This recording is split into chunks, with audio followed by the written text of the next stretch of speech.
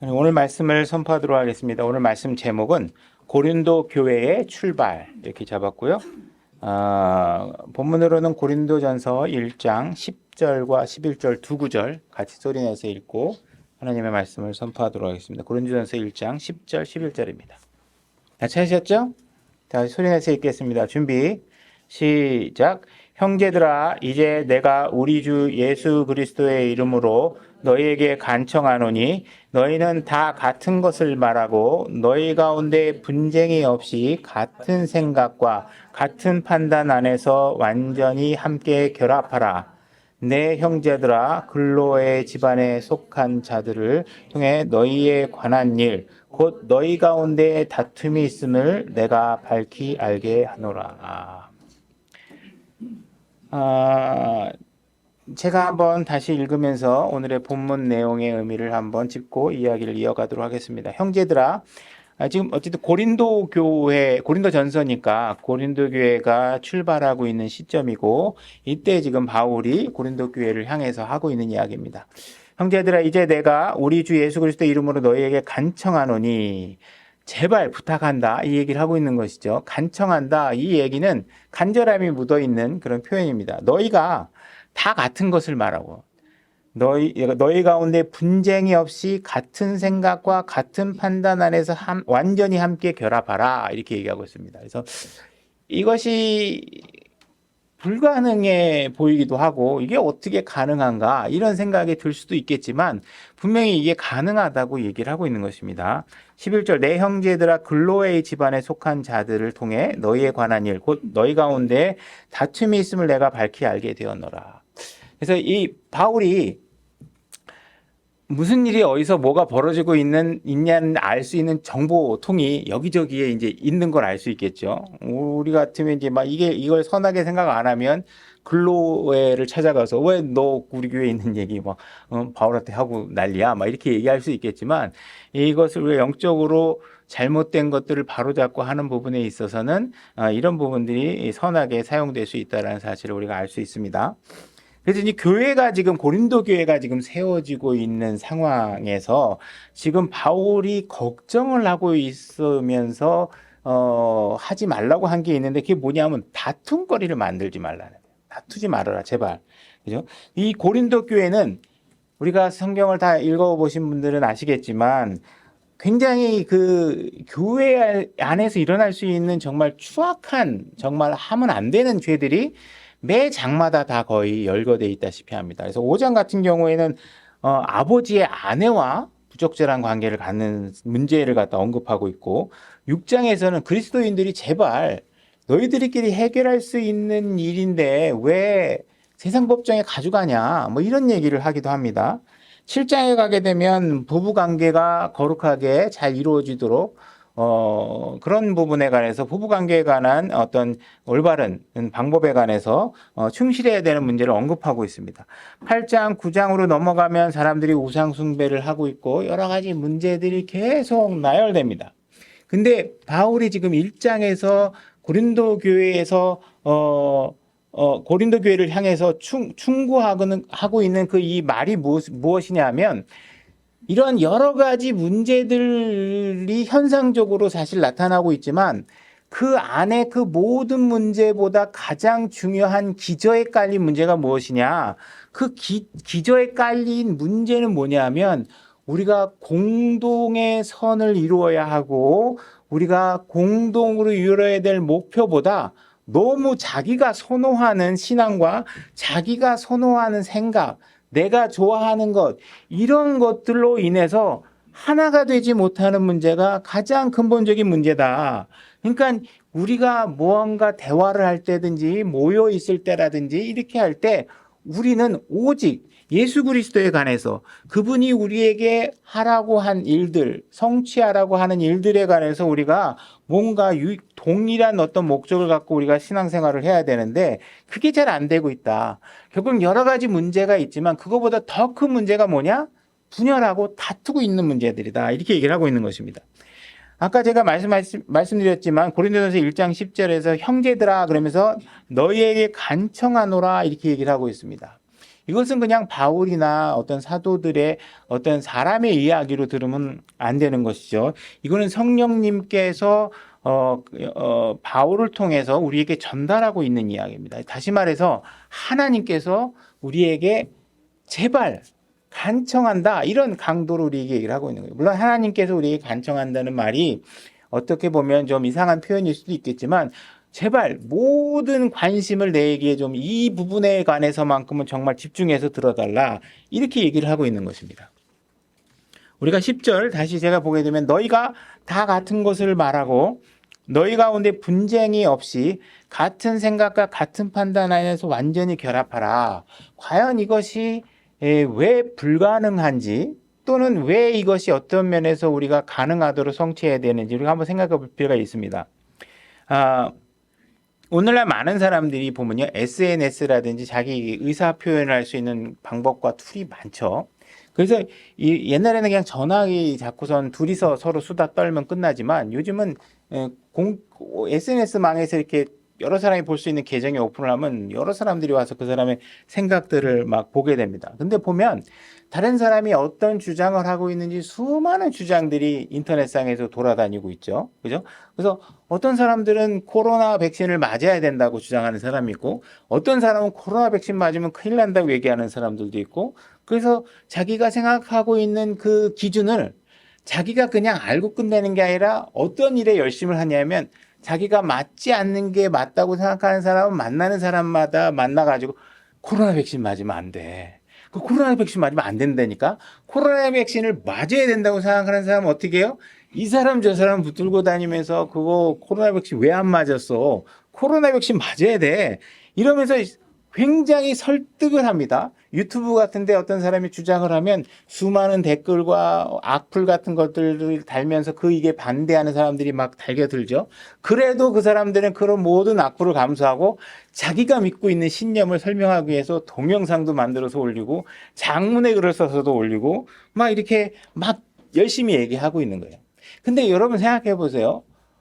코로나 백신을 진짜 맞는 게 좋은지 안 맞는 게 좋은지 그 이야기를 하고 있는 사람이 정말 그 임상 실험에 참여해서 학문적 검토를 정말 자기가 확신을 갖고 얘기할 수 정도로 검토한 사람이 있느냐? 거의 없어요. 그죠? 잘 모르는데 그냥 자신들의 생각이 그냥 주장하고 몇 사람이 자기 생각에 동의하면 마치 그것이 지고지순한 진리인 것처럼 사람들에게 아주 열심히 얘기를 해요. 그죠? 그럼 사람들이 그냥 코로나 이야기 한번 하고 나면, 그거 설득되고 나면 사람들이 논쟁을 멈추느냐? 그렇지 않는다는 거예요. 코로나 논쟁이 자기가 별로 재미없어지면 어떻게 해? 그다음부터는 정치에 관해서 얘기합니다. 이 사람 꼭 뽑아야 돼. 이 대통령 꼭 뽑아야 돼. 이 대통령이 아니면 안 돼. 그러면서 막 전화해가지고 이거 꼭 이 사람 뽑아야 돼. 이래야 이 사람 뽑아야 이 나라가 다음에 잘 될 수 있어. 이러면서 막 정치적 주장에 열심을 냅니다. 그 얘기가 다 끝나게 되면 어떻게 돼요? 이제 몸에 좋은 음식이 뭔지 또 막 얘기합니다. 그래서 막 어떤 분들은 계속 건강에 좋은 음식, 나이가 들면 뭐가 좋다 그러면서 만들어 먹는, 이거 막 자기가 알고 있는 좋은 것들을 설명해 주려고 막 애써서 시간과 열정을 투자해서 그림도 캡처해 오고 해가지고 그거를 다 올려요. 그죠? 이런 일들이 끝나면 다 끝나느냐? 아파트 고층에 살면 아기가 출산이 잘 안 된다든지, 우리 과거에 선풍기 틀어놓고 자면 죽는다든지, 수많은 사람들이 계속 뭔가 주장하지만 우리가 되돌아봐서 정말 절대적 진리라고 확신할 수 있었던 게 있는지 되돌아보라는 거예요. 아무것도 없어요. 우리가 이 세상에서 정말 모든 사람이 합의해서 절대적인 진리라고 인정할 수 있는 오직 유일한 책은 뭐밖에 없다? 성경책밖에 없다. 성경책 말고는 그 어느 것도 확신을 갖고 여러분들이 얘기할 수 있는 게 아무것도 없다라는 것이에요. 그죠? 그러니까 여러분들이 해야 될 일은 뭐냐? 다른 거 연구하지 말고 성경을 연구하고, 성경에서 어떻게 무엇을 얘기하고 있는가, 어떻게 우리가 구원을 받을 수 있는가, 그죠? 이런 생각을 공동된 성경이 얘기하고 있는 걸 얘기해야지, 성경과 이야기하지 않은 다른 것을 이야기하면 어떤 일이 생기느냐? 다른 구원받은 사람과 대립하는 현상이 반드시 생기게 된다는 것이에요. 성경과 일치하지 않은 주장은 그 어느 것도 입증된 것이 없습니다.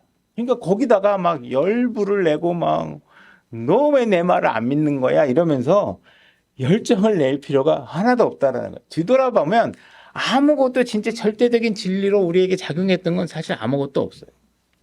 그죠? 어떤 사람은 뭐 소금요법을 쓰는 게 좋다고 그러고, 어떤 사람은 아침에 공복으로 사는 게 좋다고 그러고, 어떤 사람은 물에 미네랄이 있는 게 좋다고 그러고, 어떤 사람은 물에 미네랄이 있으면 안 된다고 그러고, 어떤 사람은 한의학이 좋다고 그러고, 어떤 사람은 양의학이 좋다고, 어떤 사람은 전기차가 좋다고 그러고, 어떤 사람은 내연기관이 좋다고 그러고. 여러분, 하늘과 땅은 다 사라지지만 유일하게 하나님 말씀만이 영원히 살아남고 있어요. 그럼 여러분들이 지금 주장하고 있는 한의학이든지 무슨 소금요법이든지 여러분의 몸뚱아리든지 나중에 남을 수 있는 거는 아무것도 없어요. 다 사라져요. 다 없어질 것들을 위해서 왜 그렇게 그것이 진리인 것처럼 여러분들이 주장하는데 신경을 쓰냐 이거예요. 영원한 것을 놔두고 굳이 우리가 만나서 갈등을 부추기고 마치 자기의 주장을 인정하지 않으면 적대시하고 이런 생각을 우리가 해야 될 이유가 뭐가 있냐는 거예요. 만약에 여러분들이 몸이 아파서 어느 방법을 누군가가 어떤 고명한 무슨 한의사가 막 특별한 치료 방법을 통해서 치료하는 방법인데 거기 갔더니 몸이 고쳤다 쳐요. 그러면 그냥 나은 거 감사하시면 돼요. 그죠? 근데 그 집에 갔더니 그 한의사 유명하다고 그래서 갔더니 잘 안 고쳐져. 그럼 딴 데 가서 또 고쳐서 고치면 돼요. 그죠? 근데 여러분들이 자꾸 내가 어떤 방법으로 고쳤다고 와가지고 꼭 이 방법으로 고쳐보라고 다른 사람을 설득할 이유가 하나도 없다라는 거예요. 누가 물어보면 그냥 나는 이런 방법을 써봤어. 그렇지만 너에게 맞을지는 확신할 수 없어. 그리고 그냥 경험담 정도로만 얘기하면 되는데, 내가 진짜 어디 갔더니 말이야. 그 방법으로 내가 병이 싹 났잖아. 너도 이 방법 한번 해봐. 그냥 얼마나 좋은지 몰라. 내가 가르쳐 줄까? 전화번호 필요해? 어딘지 가르쳐 줘? 이러면서 그 구원받은 사람 안에 와가지고 그런 이야기로 누군가를 대하는 일을 하지 말라는 거예요. 그거 해야 될 필요가 뭐가 있냐고. 우리가 절대적으로 남에게 나누어져서 함께 공유해도 아무 탈이 없는 진리는 뭐밖에 없다? 성경의 진리밖에 없다. 성경의 진리밖에 없어요. 만약에 성경이 말해주는 건강에 대한 방법이 있고, 성경이 과학에 대해서 이야기하고 있고, 성경이 의학에 대해서 얘기하고, 결혼 생활을 어떻게 해야 되는지 얘기하고 있으면 그건 절대적인 진리예요. 그러나 성경이 다루지 않는 방법, 그죠? 부부관계는 이렇게 해야 돼요. 굳이 한 사람의 남편과 아내에게 종속될 필요가 있겠어요? 짧은 인생 즐기세요. 이런 이야기를 하면 그거 뭐예요? 다 갖다 버려야 될 쓰레기 진리라는 거예요. 진리가 아니에요. 그들에게는 진리인지 모르겠지만 우리 그리스도인에게는 아무 쓸데기 없는 것이에요. 그러니까 너희는 다 같은 것을 말하라. 이 이야기가 성립하려면 우리가 모두가 동의한 것에 대해서만 가능한 이야기겠죠. 우리가 동의한 진리가 있어야지만 우리가 그 이야기만 할 수 있잖아요. 그죠? 그래서 여러분들이 집에서나 아니면 친구들하고 모임에서나 다른 회사에서나 여러분들이 다양한 생각들을 얘기할 수 있겠죠. 그러나 적어도 여러분들이 교회에 오면 성도들이 함께 일치해서 동의할 수 있는 진리인 성경의 이야기 말고는 이야기하지 말라는 거예요. 그래야 바울이 지금 명령하고 성령님이 바울을 통해서 얘기한 다 같은 것을 말해라 할 수 있다. 왜? 성경만 얘기하면 된다. 성경만 얘기하면 안전하다. 그러나 다른 것은 이야기하면 반드시 어디선가 반목하게 되고 서로 기분 나빠지고 그죠? 이런 일들이 벌어진다는 거예요. 그러니까 우리가 일치하지 않은 얘기를 하지 말라. 제가 유튜브에 우리 설교가 올라가잖아요. 그죠? 근데 만약에 제가 유튜브에 설교를 올리는데 거기다가 제 정치적 견해를 얘기하고 막 이러면서 설교를 만약에 그 하나님의 말씀과 제 정치적 견해를 막 섞어서 이야기를 한다 그러면 제 정치적 견해와 일치하지 않는 사람들은 특히 내가 예수 그리스도에 대한 이야기를 하는 것이 귀에 들어오겠어요? 안 들어오겠어요? 안 들어와요. 저 사람은 왜 저런 정치 얘기하는 거야? 그리고 예수 그리스도가 사라져요, 그 사람에게. 그죠?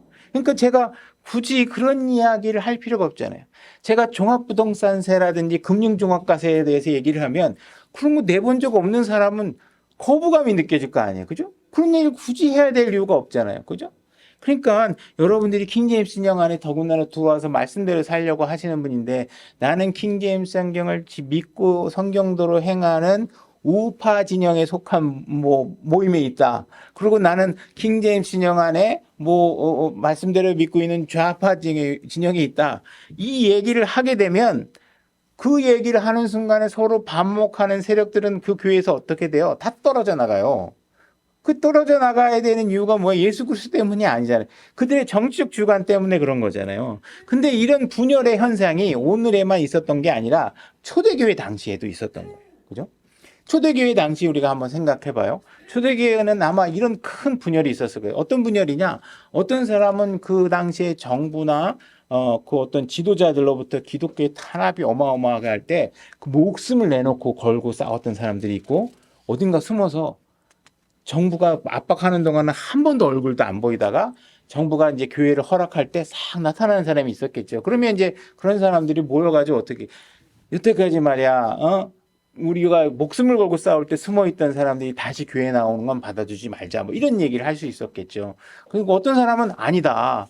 예수 그리스도를 우리가 하나님 앞에 나가기 위해서는 우리가 모든 걸 다 포용해서 같이 받아줘야 된다. 이런 얘기를 하겠죠.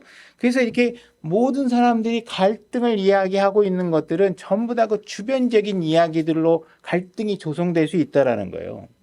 그러니까 우리가 코로나 비대면 예배 때 예배를 드리면 된다. 안 드리면 된다. 이런 얘기에 관한 곁가지에 초점이 맞춰 있으면 드려야 된다고 얘기하는 사람과 안 드려야 되는 사람 간에 반목이 생길 수밖에 없잖아요. 우리가 예배를 드려야 되는 이유는 뭐예요? 하나님께서 반드시 함께 모이라고 힘쓰라고 어떤 예외 조항 없이 우리에게 명령하고 계세요. 그러니까 우리는 모이는 거예요. 그러나 그 일에 합력하지 못했다 그래서 그 사람들을 비난하거나 결과적인 걸 굳이 할 필요 없다라는 것이죠. 그죠? 그러니까 우리는 할 수 있으면 하고 믿음이 안 되면 안 되는 사람들은 기다려주는 수밖에 없죠. 그죠? 그들을 비난하다 보면 예수 그리스도가 가려져서 그들의 영적 삶과 구원의 기회들이 자꾸 박탈되는 건 우리가 해야 될 일들은 아닌 것이죠. 그죠? 그래서 여러분들의 삶에서 예수 그리스도보다 더 중요하게 생각하는 것들이 여러분 마음속에 차지하고 있다. 그렇게 되면 이 교회 모임은 올바로 건전하게 유지되기가 어렵다는 것이죠. 회사는 안 나오면 월급 안 주니까 싫어도 나올 거 아니에요. 교회는 여러분들을 통제할 수 있는 무슨 회초리나 월급이나 그만돈씩 주거나 이런 거 없어요. 이 말씀, 예수 그리스도에 대한 가치 하나로 여러분들이 모이는 거잖아요. 그거 말고 우리가 우리 사이에서 서로에게 뭘 해줄 수 있는 게 뭐가 있다고 보이겠어요. 그리스도를 알고 그분 안에서 함께 영적 생활을 하고 있는 것이 얼마나 가치 있는 일인가를 알게 있기 때문에 하는 거예요. 그러니까 이런 거 외에 다른 것들을 가지고 여러분들이 주제를 삼아서 여러분들이 이야기를 하게 되면 분리를 초래할 수밖에 없어요. 교육관 같은 경우에서 일반 학교를 가는 게 좋은지 홈스쿨링을 하는 게 좋은지 태안학교를 하는 게 좋은지 이런 얘기가 교회 안에서 이야기의 화제의 중심이 되게 되면요. 홈스쿨링이 좋다고 생각하는 사람은 기분 나빠하고 예를 들어서 여러 가지 자기가 가치관과 다른 생각을 갖고 있는 사람의 얘기에 기분 나빠하는 일이 누구에게나 일어날 수 있어요. 그러니까 굳이 그거를 교회 안에서 얘기할 필요가 없는 거죠. 그죠? 홈스쿨이 좋다고 생각하시는 분 그렇게 하시고 아니면은 아닌 행동을 하고 대안학교는 대안학교 각자 주어진 상황들이 다양하게 서로 다이나믹하게 다른데 나하고 다 동일하게 그런 부분에 관해서 절대적인 진리인 것처럼 우기거나 얘기할 필요가 없다는 거예요. 그러니까 교회 안에서 우리가 항상 편안하고 화평한 가운데 우리가 교제를 할 수 있는 유일한 방법은 뭐다? 예수 그리스도에 관한 주제만 갖고 이야기를 하셔야 여러분들이 이 교회가 화평해질 수 있다는 거예요. 다투지 않는다는 거예요. 기분 나쁘다고 막 뛰쳐나가지 않는다는 거예요. 제가 고린도에서 1장 11절 제가 읽겠습니다. 고린도서 1장 11절 내 형제들아 글로의 집안에 속한 자들을 통해 너희에 관한 일 곧 너희 가운데 다툼이 있음을 내가 밝히 알게 되었노라 이렇게 얘기하고 있습니다. 유다서 1장 3절로 가보겠습니다. 유다서 1장 3절로 가보겠습니다. 제가 읽겠습니다. 사랑하는 자들아 공통의 구원에 관하여 내가 너희에게 쓰려고 모든 열심을 내던 차에 성도들에게 단 한 번 전달된 믿음을 위해 너희가 힘써 싸우라고 너희에게 써서 권면할 필요를 느꼈노니. 자, 사랑하는 자들아, 공통의 구원에 관하여 이렇게 얘기하고 있죠. 여러분들이 만약에 구원을 받았다면 여러분과 저희 사이에는 공통된 가치가 있습니다. 그것이 뭐냐면 구원이겠죠. 그죠? 여러분들이 그 구원에 관해서 우리가 서로 얘기하지 않고 다른 이야기를 하게 되면 분열이 생겨요. 나는 뭐 소고기 반찬이 없으면 밥이 안 넘어가 이러면요 누군가 교회를 떠날 생각을 하게 됩니다. 그죠? 교회 안에 나는 찬양 반주는 피아노만 갖고 해야지 기타 갖고 드럼 치고 막 이런 거 난 진짜 질색이야 이렇게 얘기하면 기타 쳐도 된다고 생각하는 사람은 교회를 떠나게 돼 있어요. 그러니까 우리가 교회 안에서 해야 될 거는 뭐냐 하면 공통의 구원에 관해서만 우리가 서로 언급하면 불필요한 갈등을 얻을 필요가 없다라는 것이에요. 그것만이 그런 걸 왜 다른 얘기를 하게 되면 서로 분열이 생기는 거예요. 만약에 어떤 사람이 여자는 교회 나올 때 반드시 치마만 입고 교회에 나와야 돼 이렇게 얘기를 한다거나 성경은 꼭 종이로 된 책으로 봐야지 스마트폰으로 보면 안 돼. 이런 얘기를 하거나 막 교회에 오자마자 반드시 기도를 먼저 해야 돼. 이런 얘기를 말하기 시작하면요. 그런 기준과 다른 기준을 갖고 있는 사람들에게는 그 모든 상황들이 분열의 조건들이 되고 요소들이 돼버린다는 거예요. 마치 내가 갖고 있는 그런 굉장히 그 지고지순한 기준을 당신이 만족시키지 않아? 그러면 당신은 올바른 영적 생활을 하는 게 아니야. 이런 식으로 만약에 상대방을 몰아붙이게 되면 분열이 생길 수밖에 없다는 거예요. 그래서 마치 내가 얘기한 대로만 해야지 그것이 영적인 것이다. 그러나 실질적으로 여러분과 동의하지 않은 기준을 갖고 있는 사람도 여러분보다 더 영적인 신앙생활을 할 수 있다는 사실을 여러분들이 알고 있어야 돼요. 꼭 여러분과 일치되는 의견을 갖고 있어야 그 사람이 영적이다 이렇게 얘기할 필요가 없어요. 그러니까 성경에서 이야기하지 않은 기준을 자꾸 여러분들이 만들어서 내가 보기에 그게 그럴듯해 보인다고 해도 성경에 얘기하지 않은 걸 가지고 기준을 만들면 안 된다. 그러면 그 기준에 이해하지 않는 사람들은요. 중요하지 않은 이유 때문에 분열이 생겨요. 그게 뭐가 중요해요. 그죠? 중요하지 않잖아요. 그러니까 그런 일들에 대해서 주의해야 된다고 성경이 얘기하고 있는 거예요. 유다서 1장 3절 다시 보게 되면 성도들에게 단 한 번 전달된 믿음을 위해 너희가 힘써 싸우라 이렇게 얘기하고 있습니다. 자, 아까 물론 이게 싸우라는 단어고 하나는 다툼이라고 되어 있는데 다 동일한 영어 어원을 갖고 있습니다. 컨텐트, 컨텐셔스 뭐 이런 식의 단어들을 갖고 있는 건데 싸우지 말아야 되는데 우리가 싸워야 될 게 있어요. 하나님께서 싸워라 한 게 있어요. 그게 뭐냐 하면 우리가 하나님을 믿게 하기 위해서 지금 가족들이 지옥을 향해서 갖고 있고 그죠? 여러분 친구가 지옥을 향해서 가고 있을 때 그들의 영적인 상태를 예수 그리스도로 인도하기 위한 혼을 구하기 위한 영적 싸움에는 열심히 하라는 거예요. 그 세상을 향한 여러분의 영적 싸움이 열심히 이루어지지 않으면 어떻게 되느냐? 싸우려고 하는 그 기질이 어디를 향하게 돼요? 내부 총질을 하게 돼요. 내부 총질을. 여기 열심히 싸우면 옆에 있는 형제가 모자를 쓰고 하는지 뭐 긴 스포츠 모자를 쓰고 하는지 챙이 넓은 걸 쓰고 하는지 눈에 안 들어오는데 이게 싸움을 게을리하면 저 자매는 왜 모자를 저렇게 넓은 거 쓰고 와? 뭐 이런 거부터 계속 눈에 걸리기 시작하는 거예요. 그죠? 그러니까 우리가 하나님께서 그런 기질을 우리가 아시기 때문에 그 싸움의 기질은 반드시 어떻게 해야 되느냐? 혼을 구하는 일에 쓰라고 돼요. 혼을 구하는 일에. 그래서 지옥을 향하는 사람을 예수 그리스도로 인도하는 일에 여러분들의 싸움을 사용하셔야 된다는 거예요. 만약 여러분들이 다른 이야기를 하고 정치적 이야기를 하고 그러면 예수 그리스도의 복음이 온전히 전달되지 않는 거예요. 서로가 다른 의견을 갖고 있는 주제를 서로 시간을 낭비해가면서 쓰면은 나중에 서로가 다투는 얘기 뭐 슬쩍 만나갖고 요즘 요즘 정치 좋죠 뭐 이렇게 얘기하다가 좋긴 뭐가 좋아요. 그러면 이제 그다음부터 복음이 안 전해지는 거예요. 그죠? 그러니까는 그런 얘기를 할 필요가 없어. 그죠? 예수님이 전하라고 한 우리의 죄의 문제나 이런 것들로 접근해서 우리가 주제를 가지고 가야지, 예, 이런저런 막 사람을 추종한다든지, 그죠? 뭐 다른 주제로 가지고 갈등을 일으킨다든지 하게 되면, 다른 의견 가진 사람들이 교회에 오고 싶어 하지 않아요. 그러면 이제 결국은 그런 사람들이 교회에 왔다가 실망하고 떠나면서 어떻게 얘기해요? 아우, 교회 가봤더니, 전부 다 싸움판이고, 뭐 세상 뭐가 다른 것도 없어. 뭐 가면 그냥 전부 다 그냥 뭐, 여기 뭐, 누구 파, 보수, 우파, 좌파 막 해가지고, 전부 다 보니까 세상하고 뭐 다른 게 하나도 없어. 뭐 이렇게 얘기되는 거예요. 그죠? 뭐 좋은 간증 안 써. 자, 빌립보서 2장 1절로 가보겠습니다.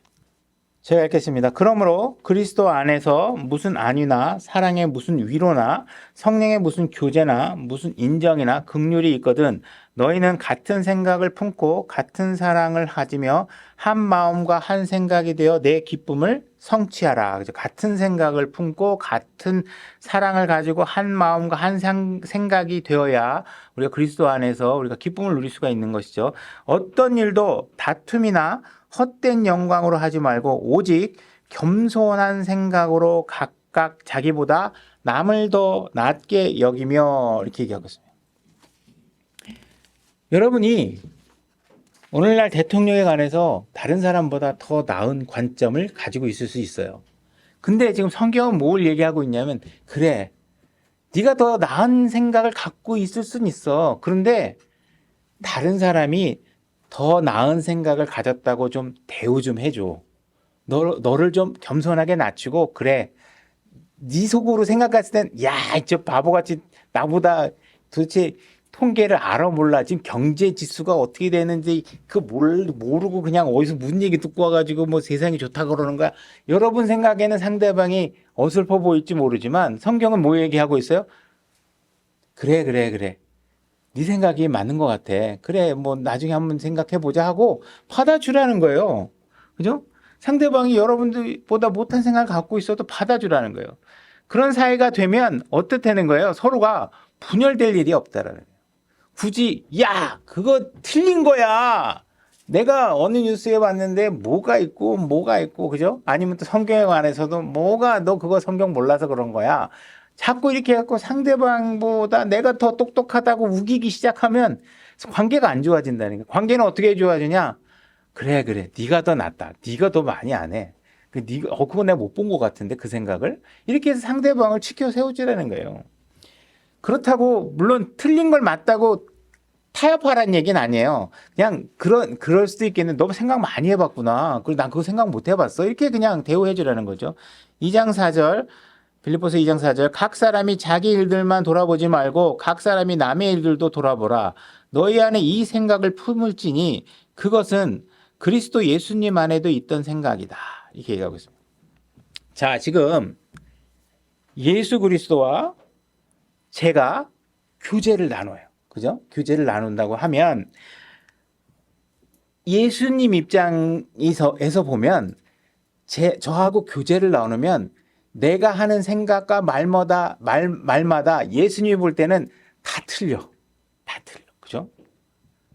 내가 주님도 이렇게 생각하죠? 이렇게 묻는 것마다 예수님은 하나도 동의할 수가 없어.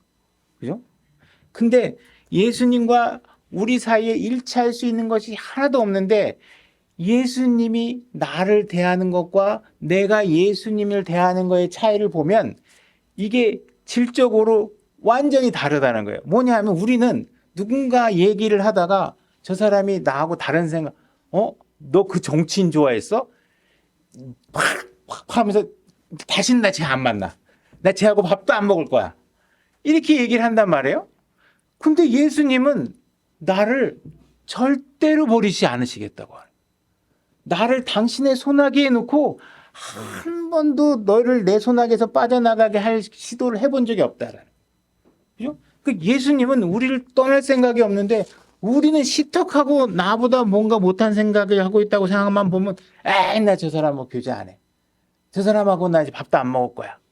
저 사람 싫어. 안 만날 거야. 이런다는 거예요. 그러니까 여러분이 뭔가 다른 사람이 나보다 못하다고 해서 우리가 생각하는 와, 저 사람은 나보다 성경 이 교리 몰라? 야, 내가 이렇게 성경 공부 많이 하고 내가 훨씬 더 내가 저런 사람들하고 내가 영적이지 않아서 같이 교제 못 하겠어. 이렇게 얘기하면 그러면 예수님은 나하고 왜 교제를 하겠어요? 그죠? 그러니까 마치 내가 누군가는 영적이지 않기 때문에 교제를 못 하겠다고 선언하는 그 모습은 뭐냐? 내가 영적이지 않다라는 걸 입증하고 있다라는 거예요. 예수님은 너무 영적이셔서 자기보다 못한 사람을 품을 수 있는데 우리는 너무 영적이지 않아서 나하고 조금만 생각이 다르면 막 적대시하고 막 분노하고 막 어떻게 할 줄 몰라. 그러니까 우린 그렇게 하면 안 된다는 거예요. 여러분들이 영적이라는 얘기는 뭐예요? 여러분들을 실질적으로 그들보다 더 좋은 생각을 갖고 있다 해도 여러분 자신을 낮추고 그 사람을 존중해 줄 수 있는 자세를 품을 수 있어야 된다는 거예요. 그들을 품어 안을 수 있어야 된다는 거죠. 고린도전서 1장 12절로 가보겠습니다. 고린도전서 1장 12절입니다. 제가 읽겠습니다. 이제 내가 이것을 말하노니 곧 너희가 각각 이르기를 나는 바울에게, 나는 아볼로에게, 나는 게바에게, 나는 그리스도께 속하였다 하는도다. 그리스도께서 나뉘셨느냐? 바울이 너희를 위해 십자가에 못 박혔느냐? 혹은 너희가 바울의 이름으로 침례를 받았느냐? 가끔 가다가 저희 교회, 이제 다른 교회 목사님들 이렇게 설교를 들어보면 이제 사람을 높이는 이런 설교를 할 때가 있습니다. 그래서 어느 목사님은 애국 열정이 뛰어나신 목사입니다. 그래서 하나님은 우편에 앉아 계시기 때문에 그리스도인들은 우파에 속해야 되고 이분은 정말 우파를 위해서 열심히 헌신하는 훌륭한 목사입니다. 이러면서 우리가 그래서 그 목사의 가르침을 따르고 같이 해야지 나라가 이렇게 망가지는 걸 보고 여러분들이 방치하는 건 있을 수 없습니다. 이런 이야기를 하는 분들이 많아요. 그죠? 그러나 그렇게 얘기하고 있는 목사는 어떤 목사냐? 성경을 그냥 자기가 보고 싶은 대로 보는 거예요. 예수님이 우편에 있기 때문에 국민의힘에 소속돼 있는 예수님을 만들려고 하는 게 말이 되냐고요. 성경을 자기가 보고 싶은 대로 보는 거죠. 그죠? 그럼 거기에 모여드는 사람은 어떤 사람이냐?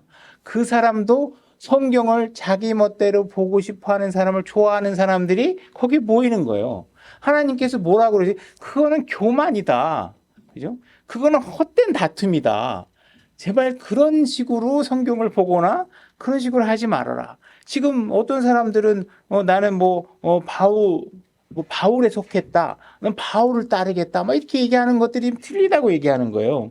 그 사람들은 전부 다 뭔가 하나님도 확신하지 못하는 걸 굉장히 확신을 가지면서 하나님은 우파를 지지하신다고 이렇게 우파를 성경의 진리는 명확해요. 오늘 아침에도 자매님하고 오늘 교제했는데 선악을 구분하는 건 그분이 정해놓으면 그거대로 따라가면 돼. 내가 앉아가지고 이게 옳으니 그르니 판단하지 말라고요. 그 무슨 성경에 어디 우파가 어디 있고 좌파가 어디 있어요? 진보가 어디 있고 보수가 어디 있어요? 성경에서 하라는 게 진리고 하지 말라고 한 거는 하지 않아야 그것도 진리인 거고 그런 것이죠. 그죠? 그래서 사람들의 주장에 불과한 것을 마치 내가 갖고 있는 이런 생각은 온 인류를 향한 하나님의 거룩한 뜻이라고 생각하면서 막 주장하고 있는 이런 일들은 잘못된 것이라는 거예요. 그 사람들은 나하고 어울리지 못하는 사람은 영적이지 않기 때문에 성경을 제대로 이해하지 못하기 때문에 나하고 어울리지 못하는 거야. 이렇게 얘기하겠지만 사실은 그 사람들 입장에서는 제가 얘기하는 게 너무 불쾌해서 제 옆에 가기 싫어. 그래서 안 어울리는 거죠. 무슨 자기가 무슨 영적이에요. 12절 고린도서 1장 12절 다시 이제 내가 이것을 말하노니 곧 너희가 각각 이르길 나는 바울에게 나는 아볼로에게 나는 게바에게 나는 그리스도께 속하였다 한다. 그래서 사람들은 나는 바울을 쫓는 사람이기 때문에 성경에서 난 바울이 기록한 것만 읽을 거야. 그죠? 나는 아볼로라는 사람을 추정하기 때문에 아볼로가 등장하는 부분만 읽을 거야. 나는 게바에게 속하고 있어서 난 게바가 얘기한 거. 게바가 누군지도 잘 모르면서 이렇게 따르는 거죠. 그죠? 베드로를 따르겠다 이렇게 얘기하는 거예요. 어떤 사람은 나는 그리스도께 속했어. 난 그래서 어느 교단에도 속하지 않아. 그래서 나는 그 교회 목사를 목사라고 부르지도 않는 교회에 다녀. 그리고 우리 교회는 교회 목사에게 월급도 안 줘. 월급 준다는 건 무슨 뜻이겠어? 우리에게 종속됐다는 얘기가 아니겠어? 우리는 종속된 관계가 아니야. 우리는 그래서 목사에게 월급도 안 주고 우리는 조그만 사무실을 얻어가지고 내 교리에 동의하지 않는 사람은 들어오지도 못하게 하고 우리끼리 예배 드려. 우리는 그리스도만 따를 거야. 뭐 이런 식의 이야기를 하면 이건 다 잘못된 거라는 거예요. 성경을 균형 있고 그분의 말씀의 진리를 잘 이해하고 따라야죠. 그죠? 고린도서 1장 13절 그리스도께서 나뉘셨느냐 바울이 너희를 위해 십자가에 못 박혔느냐 혹은 너희가 바울의 이름으로 침례를 주느냐. 그러니까 우리가 사람을 쫓는 데 있어서요. 바울이 아무리 위대해도 예수 그리스도와는 바울도 진짜 우리에게 복음을 전하는 일을 위해서 죽었지만 바울이 죽은 거는 자기 죄로 죽는 거예요. 바울이 죽는 것과 예수 그리스도가 여러분들을 위해서 죽는 것에는 그건 감히 비교할 수 없는 거예요. 그러니까 우리가 지난번에도 잠깐 얘기했지만 무슨 뭐 엄청난 어려움의 전쟁터에서 피난을 해가지고 복음을 찾아서 어디로 떠나오고 탈북하면서 어떤 고생을 하고 이렇게 한 사람들도요. 각들고 막 눈물 흘리고 그러지만 자기 살자고 한 거지 여러분들 위해서 죽은 사람도 아니고 여러분을 위해서 피를 흘려줄 수 있는 사람도 아니에요. 그러니까 그것은 하나의 정보로서 사례로서 여러분들이 이해하셔야 되겠지만 그걸 하나님의 그리스도의 십자가의 가치를 잘 이해하지 못하는 선에서 우와 이 설교 들어봐 이 사람 간증 들어봐 이 사람 고생 엄청나게 했대 이런 이야기는 할 필요가 없는 거예요. 여기도 마찬가지 자꾸 우리는 사람을 보면 사람을 자꾸 높이려고 한다는 거예요. 내가 그리스보와 가이오 외에는 너희 중에 아무에게도 침례를 주지 아니한 것을 하나님께 감사하노라. 사람들은 이 14절 구절을 보고 때로는 바울은 침례를 주는 것을 금했다 이렇게 이야기를 하는 분들이 있는 것 같아요. 그러나 그런 것들은 성경을 통해서 얻은 지식이 아닙니다. 그건 누군가가 이 성경의 말씀을 가지고 자기 멋대로 해석해 놓은 책을 읽고 그 말씀에 현혹되어져서 그런 얘기를 하는 거겠죠. 그죠? 지금 바울은 자기가 누구에겐가 지금 침례를 준 사람들을 기억해내고 있어요. 15절 이것은 아무도 내가 내 이름으로 침례를 주었다고 말하지 못하게 하려 함이라. 지금 바울이 침례를 주지 않은 것은 이유가 뭐냐 하면 내 이름으로 침례를 받았다고 자꾸 자랑하는 사람이 있더라. 그래서 그 이야기 때문에 바울이 부담된 거는 뭐예요? 예수 그리스도의 피를 통해서 자기 자신의 죄가 용서받았다는 사실이 중요한데 그거를 이야기하지 않고 나 바울한테 침례받았어. 이렇게 해서 내가 조윤기 목사님한테 침례받았어. 이런 거 가지고서 여러분들이 자랑하게 되면 지금 뭔가 성경을 잘 이해 못하는 거죠. 그죠? 지금 그런 상황들을 이해하셔야 돼요. 지금 예수님이 해주신 것보다 바울이 침례해 주는 사실을 더 위대하게 생각을 하면 안 된다는 거예요. 그래서 만약에 오늘날 어느 교회에서도 마치 바울이 엄청나게 위대한 사람인데 예수 그리스도보다 바울의 위대함이 얼마나 위대한지를 자꾸 이야기하면 그거는 바울이 원하는 바가 아니란 말이에요. 바울이 위대한 사람이긴 하죠. 우리에 비하면. 그러나 성경적인 가치로 바울은 존경받을 때 하나님이 시켜서 자기 일을 하고 그 일도 다 바울이 한 게 아니라 누가 한 거예요? 성령님이 하신 일이에요. 성령님이 하신 일이에요. 그러니까 이런 사람을 높이는 일에 그 가치를 두면 안 되는 것이죠. 16절 또 내가 또한 스데바나의 집안 사람들에게 침례를 주었고 그 외에 다른 누구에게 내가 침례를 주었는지 알지 못하노라. 그러니까 지금 내가 두 사람한테 침례 주고 스데바나 엄마한테 침례 주고 누구한테 침례를 준 것 같긴 한데 기억이 잘 안 나는 거예요. 다시 말해서 바울은 자신이 침례를 준 사람이 누군지를 아는 일에 관심이 없는 거예요. 중요하지 않은 거예요. 그죠? 누가 침례를 주었는지가 뭐가 중요해요. 이게 중요하지 않다는 거예요. 17절 그리스도께서 침례를 주라고 나를 보내지 아니하시고 복음을 선포하라고 보내셨거니와 이 일을 말의 지혜로 하지 아니함은 그리스도의 십자가가 무효가 되지 않게 하려 함이라. 지금 얘기하고 있죠. 바울은 침례를 주라고 보내진 사람이 아니에요. 바울은 도시에 가서 여러분들 침례 받으실 분은 저에게 오십시오 이렇게 외치신 사람이 아니에요. 그죠? 구원을 받고 너희 여러분들의 죄가 용서받고 싶어하는 사람들을 찾고 그들에게 죄를 용서받을 수 있는 방법을 알려준 것이지 침례받는 방법과 침례받을 자를 찾아서 다닌 사람이 아니에요. 그러니까는 예수 그리스도의 피를 그런 식으로 폄하하거나 뒤에 가리거나 하는 일들이 생기면 안 돼. 침례 때문에. 그죠? 어떤 교단들은 침례를 줘야 되는데 침례 줄 물이 없으면 침을 뱉어서라도 손가락으로 튕긴다 그래요. 그게 무슨 의미가 있겠냐는 거예요. 예수 그리스도의 피가 그런 식으로 사용된 적이 없다라는 거예요. 지금 바울은 침례와 복음에 대해서 명확한 선을 긋고 있는 거예요. 이게 같은 게 아니다. 침례하고 복음은 같은 게 아니라고 얘기하고 있는 거예요. 만약에 누군가 저에게 와가지고 그 목사님이시니까 제가 침례를 좀 받고 싶습니다. 물침례를 좀 받고 싶습니다. 그러면 저는 그분에게 질문을 몇 가지 하겠죠. 그죠? 구원 받으셨냐고 물어볼 거고, 구원 받으셨다면 어떻게 구원 받으셨냐고 물어볼 거고, 당신을 구원에 이르게 한 그 믿음이 무엇이냐고 물어보겠죠. 근데 만약에 그거에 대한 답변을 제대로 못한다. 그러면 저는 물침례를 주지 못하겠죠. 그죠? 그건 침례라는 건 구원받은 사람이 구원의 확신을 가졌을 때 그 사람에게 우리가 물침례를 주는 것이지, 구원이 뭔지도 모르고 정확하게 구원의 개념을 이해하지 못하는 사람에게 물침례를 줄 필요가 없는 것이잖아요. 그죠? 그래서 만약에 침례와 복음을 같은 것으로 생각한다면 그거는 복음을 잘 이해 못하고 침례를 잘 이해 못하는 것입니다. 그죠? 만약에 이 침례를 제거했다는 것이 사실이라면 바울이 신약 서신서를 기록해 놓은 여러 가지 톤을 보게 되면 바울은 신약 교회 성도들이 지킬 필요가 없는 것들은 명확하게 지킬 필요가 없다고 얘기했어요. 예를 들어서 동물의 피를 가지고서 제사를 지내는 것은 필요 없기 때문에 더 이상 그런 걸 하지 말라고, 구약의 관습을 하지 말라고 얘기했단 말이에요. 만약에 침례를 주다가 사람들이 침례가 필요 없다고 생각을 들었으면 아마 침례는 더 이상 신약 교회로서 집행할 필요가 없다라고 얘기했겠죠. 그러나 그건 그렇게 아니라는 것이에요. 그죠? 만약에 바울이 얘기하고 싶었던 게 있다면 이런 것들은 우리가 생각해 볼 수 있겠죠. 유아세, 어린이들에게 침례를 주는 거는 하지 말아라.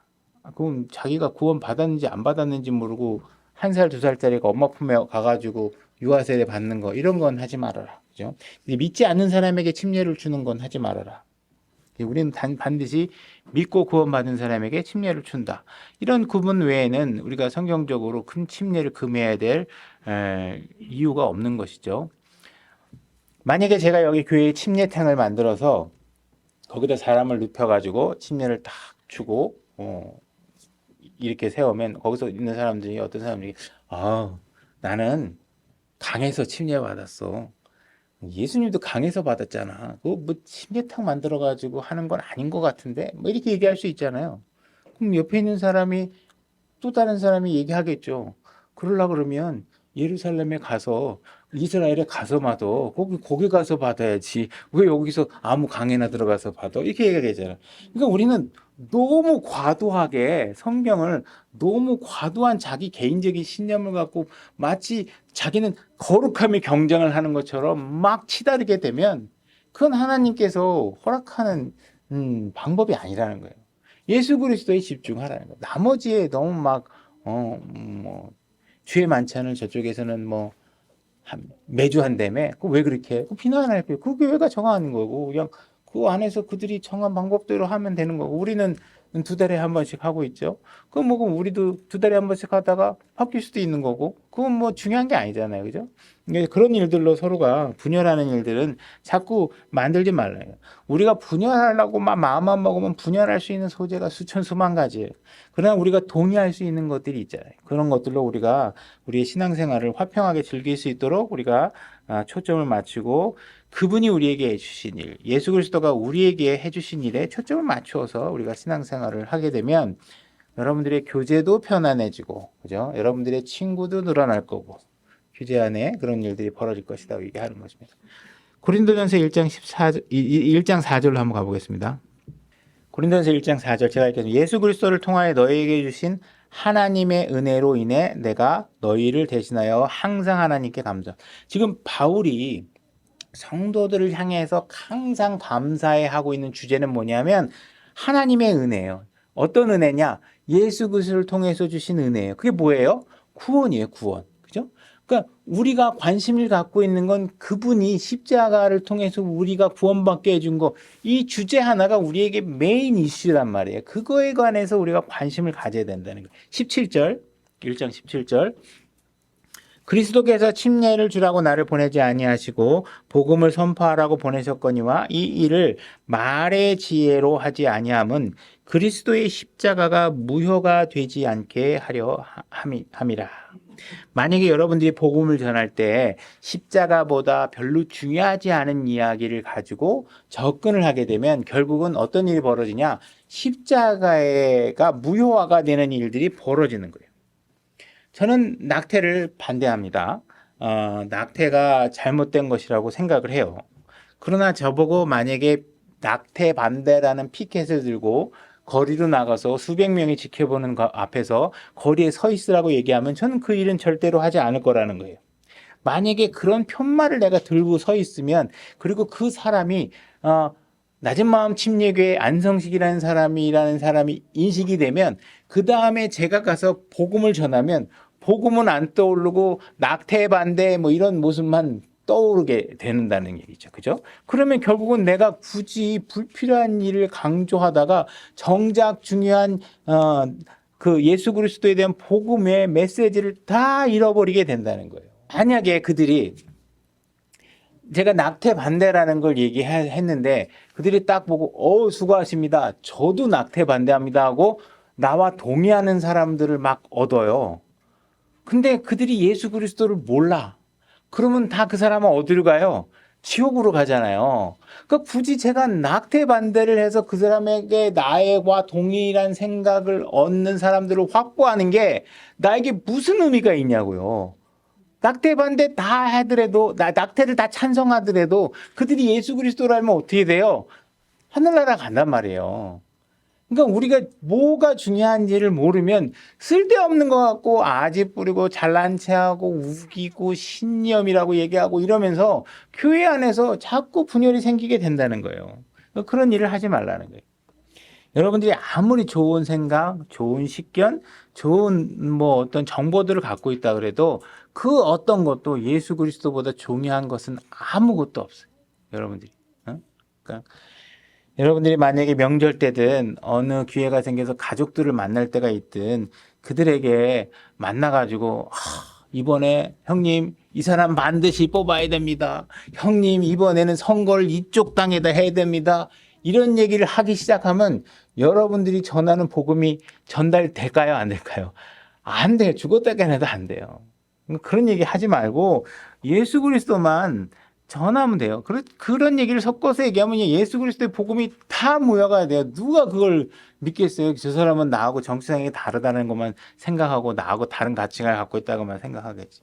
그래서 여러분들이 그리스도인을 만나든 세상 사람을 만나든 항상 예수 그리스도에 관한 이야기로 여러분들이 중심을 가져가면 여러분들이 이 땅에서 주님께서 올라오라고 하실 그 휴거의 순간까지 모든 사람들이 여러분들이 모든 사람과 잘 어울릴 수 있는 상황이 될 것이라는 것이죠. 그죠? 그래서 여러분에게 예수님보다 더 중요한 문제는 없다라는 사실을 명확히 인식하고 그러려면 어떻게 지금 그 주제를 다루면서 지금 고린도 전서가 우리에게 주고 있는 메시지는 뭐냐 하면, 여러분들이 이렇게 막 너 이거 알아? 난 이 당을 찍어야 될 것 같아. 앞으로는 경제가 이렇게 될 것 같아. 막 자꾸 자기 신념을 얘기하는 거에 기저에는 뭐가 있냐면 자기 중심적인 그런 어떤 세계가 있다라는 거예요. 그러니까 그리고 뭔가 이기적인 자세가 있다라는 거예요. 그래서 하나님께서 그런 걸 버리려면 어떻게 해야 돼요? 겸손해져야 된다. 내가 아무것도 아니라는 사실을 인식해야 된다는 거예요.